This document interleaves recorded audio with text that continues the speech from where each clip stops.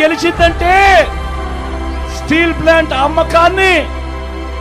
అమ్మకాన్ని ఎవ్వరూ కూడా ఆపడం సాధ్యం కాదు.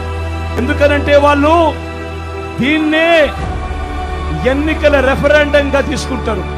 స్టీల్ ప్లాంట్ అమ్మకానికి ప్రజలందరూ మద్దతు తెలిపారు కాబట్టి తెలుగుదేశం పార్టీ అభ్యర్థి ఎన్డీఏ అభ్యర్థి గెలిచాడు అని చెప్పుకుంటారు.